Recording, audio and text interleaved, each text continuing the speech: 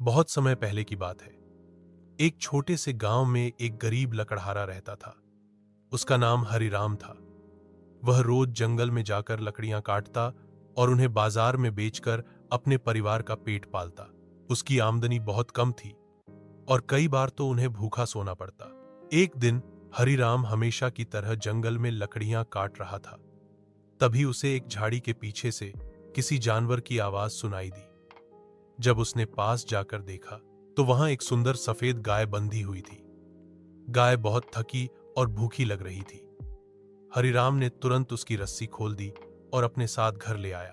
उसने गाय को चारा, पानी दिया और उसकी सेवा करने लगा। अगले दिन सुबह जब वह उठा तो देखा कि गाय ने खुद ही एक सोने का लोटा और ताजगी से भरा दूध दे दिया। हरिराम हैरान रह गया। अब वह रोज उस दूध और सोने के बर्तन को बेचकर आराम से जीवन बिताने लगा। लेकिन उसने लालच नहीं किया और गाय को अपने परिवार का सदस्य मानकर सेवा करता रहा। कुछ दिनों बाद गांव का सरपंच उस गाय के बारे में जान गया और उसने चोरी से उस गाय को चुराकर अपने घर में बांध लिया।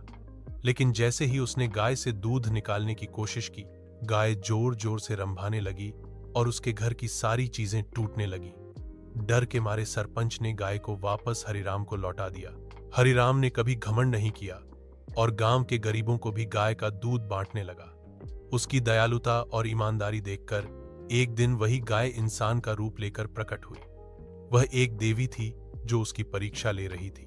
देवी ने हरिराम को आशीर्वाद दिया कि अब उसे कभी गरीबी नहीं सताएगी। हरिराम का घर खुशियों से भर गया, लेकिन वह कभी भी अपनी जड़ों को नहीं भूला। उसने गांव में स्कूल, अस्पताल और कुएं बनवाए।